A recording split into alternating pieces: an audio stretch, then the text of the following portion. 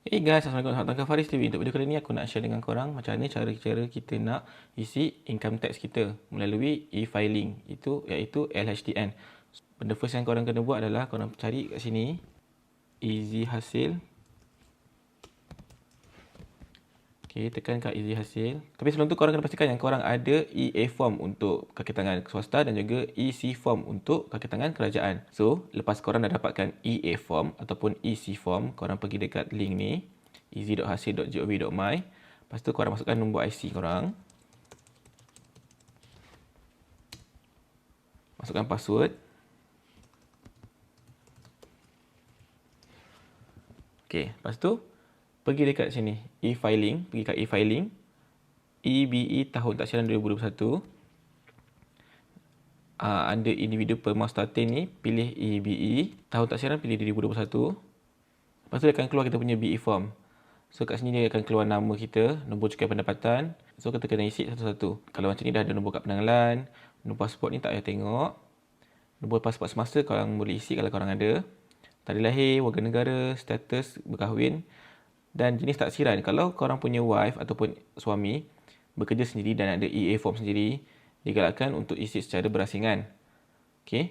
Lepas tu kalau korang punya isteri atau suami, pasangan korang tidak bekerja ataupun bekerja tapi tak ada EA form, tak ada cukai, korang boleh isi bersama atas nama suami ataupun bersama atas nama isteri.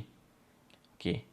Kalau macam aku, isteri aku ada pendapatan sendiri, aku akan pilih berasingan. Lepas dah pilih berasingan, bawah ni isi profil isteri.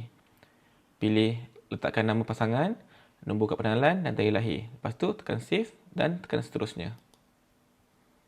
Okey, dekat sini korang kena isikan nombor telefon korang, nombor telefon rumah, nombor telefon bimbit. Nombor majikan ni boleh dapatkan dekat kita punya EA form atau EC form. Dia ada huruf E kan.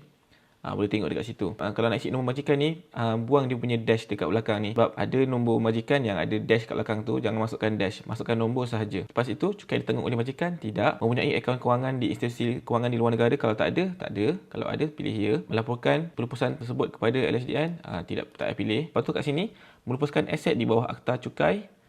Tidak. Dan kaedah bayaran balik lebihan cukai, pilih mana satu yang korang suka. Kalau macam aku pilih melalui akaun bank. Dan korang kena masukkan bank korang dan nombor akaun korang. Okey. Lepas tu tekan seterusnya. Okey, dekat sini adalah bahagian pendapatan. Pendapatan berkaitan penggajian ni, kalau korang tengok dekat korang punya EA form, pilih yang bawah sekali yang total semua. Letak dekat sini. Bilangan penggajian, pilih satu. Kalau contoh korang dalam satu tahun tu, tahun lepas, korang ada 2 tempat bekerja. Contoh, Januari sampai Mei, company lain. Mei sampai Disember, company lain. So, korang kena letak 2 bilangan penggajian. Dan pendapatan berkandung penggajian ni, korang totalkan 2-2 sekali. Kena minta 2-2 company ni, dia punya EA form. Supaya korang boleh senang isi tax. Okay. Lepas tu, pendapatan agregat ni biarkan sebab dia totalkan semua kat atas tu. Kalau ada pelaburan, kalau ada derma semua ni, dia akan tunjuk kat sini lah. Lepas tu, bahagian sini paling penting. Potongan cukai bulanan, PCB. Yang ini korang boleh tengok dekat korang punya EA form. Okey, isi kat sini. Lepas tu ini adalah ansuran sendiri ni, aku pun tak berapa pasti. Kalau tak ada kena-mengena, korang letak ke kosong. Okey, lepas tu bayaran yang telah dibuat untuk pendapatan tahun 2021 ni, ini maksudnya teks yang korang dah kena tolak tahun lepas pada tahun 2021 berjumlah sekian. So untuk teks ni, untuk kita isi e-filing ni, kita akan isi kita punya pembelanjaan. Sama ada kita boleh claim ke tak jumlah PCB yang kena tolak pada tahun lepas. Kalau korang punya perbelanjaan kurang, dia akan ambil semualah korang punya PCB ni. Kalau korang ada perbelanjaan lain, nanti yang aku akan share lepas ni, dia akan ada lebihan bayar. So, kerajaan akan refund balik kat korang. Lepas tu, klik seterusnya. Okay, dekat sini yang pelepasan, bahagian pelepasan. Yang ini banyaklah korang kena isi. Bahagian sini, individu dan saudara tanggungan ni memang dah siap-siap sedia lah, 9,000. Dah fix. Dan bahagian perbelanjaan rawatan perubatan, keperluan khas dan penjagaan ibu bapa ni, korang letak terhad RM8,000. Korang kena isi lah berapa yang korang bagi setiap bulan ataupun perbelanjaan rawatan setiap bulan. Korang totalkan semua setahun. Lepas tu kalau ada yang kurang upaya untuk sendiri-sendiri, suami, isteri atau anak ibu bapa, korang letak juga berapa terhad pada RM6,000. Dan untuk individu yang kurang upaya, korang letak RM6,000 saja. Dan seterusnya kalau korang ada yuran pengajian sendiri, korang letak sini. Peringkat sarjana ataupun Dr. Falsafah. Lepas tu, khusus peningkatan kemahiran atau kemajuan diri. Kalau korang ada masuk kursus untuk tambahkan korang punya sertifikat ke apa, korang letak kat sini. Terhad RM1,000 saja. Jumlah ni abaikanlah sebab dia akan totalkan semua sekali kat atas ni, tiga-tiga. Lepas tu, pembelanjaan perubatan bagi penyakit serius, korang boleh letak kalau ada. Sama yang sini, perubatan bagi rawatan kesuburan ke atas diri sendiri atau suami. Kalau korang ada pergi medical untuk kesuburan, korang boleh letak sini. Okey, lepas tu pembelanjaan perubatan bagi pemvaksinan ke atas diri sendiri. Kalau korang ada buat vaksin kat luar, bukan daripada kerajaan, korang boleh letak kat sini. Kan vaksin kat luar ada yang kena bayar. So, korang boleh letak kat sini. Lepas tu, pembelanjaan bagi pemeriksaan perubatan penuh kat atas diri sendiri. Kalau korang ada buat medical check up, setiap tahun, dia ada ni lah, allocate juga sini RM1,000.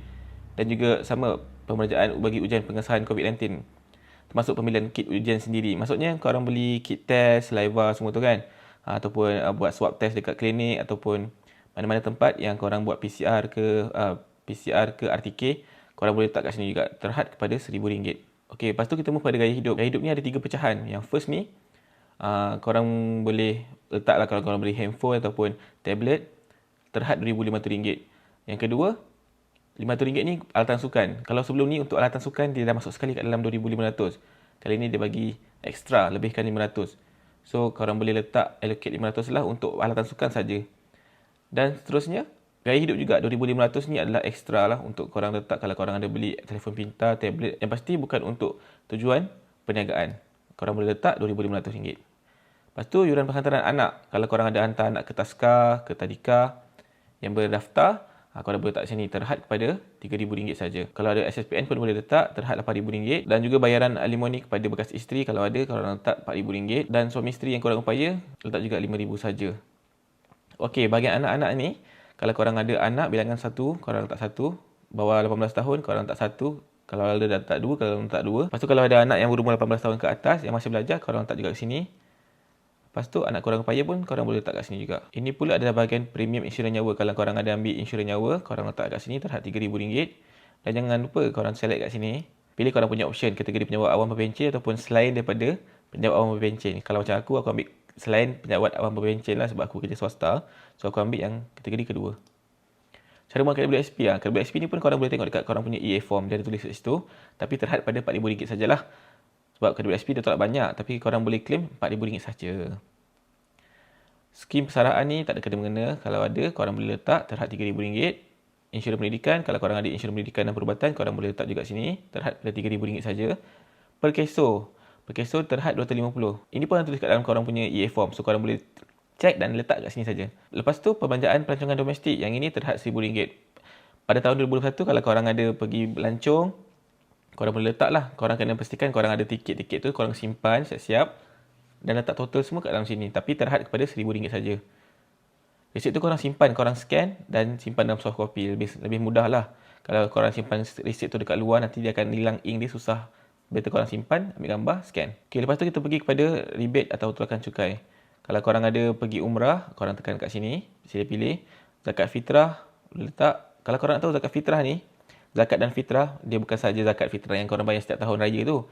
Tapi, zakat pendapatan pun boleh. Korang letak. Yang korang nak tahu kan, zakat ni paling penting tau. Kalau korang letak RM1,000, korang boleh claim RM1,000. Kalau korang letak RM2,000, korang boleh claim RM2,000. Contohlah, kalau korang tahun lepas korang ada bayar zakat setiap bulan kan. Total semua RM2,000. So, korang boleh claim RM2,000. Dia memang 100% boleh claim untuk zakat. So, korang perlulah berzakat. Sebab zakat ni kan penting kan untuk zakat pendapatan. Sebab dalam hasil kita ni ada juga untuk orang lain. So, kita berzakat lah lebih elok. Lepas tu, tolakan cukai ni tak ada kena dengan aku. Korang kalau korang ada, korang boleh isi. Pelepasan cukai seksyen 132, 133 ni pun sama. Kalau ada berkenaan dengan korang, korang boleh isi. Kalau tak ada, tekan seterusnya. Okey, dekat sini akan tunjuk rumusan dia. Berapa banyak jumlah pelepasan dan dia akan tunjukkan pengiraan. Semua total kat sini akan tunjuk. Rebate apa semua akan tunjuk. Jumlah cukai yang dikenakan pun akan tunjuk. So, kalau macam ni kan, ada lebihan bayaran. Lebihan bayaran ni, dia akan bayar kepada bank yang korang ada letak tadi. Sebab dia korang letak kat duit now ataupun transfer online. So, korang tunggu dalam masa seminggu tak silap aku. Duit akan masuk. Lepas tu tekan seterusnya. Okay, kat sini korang baca dulu. Sebenarnya kalau korang tak pasti, korang jangan hantar dulu. Korang boleh fikir-fikir dulu sebab banyak benda yang korang sebenarnya boleh isi. Tapi korang tak check dulu. Okay, itu sahaja untuk video kali ni. Kalau korang rasa video ni berguna, korang boleh share dan juga subscribe channel aku kalau korang rasa berguna. Alright, Assalamualaikum.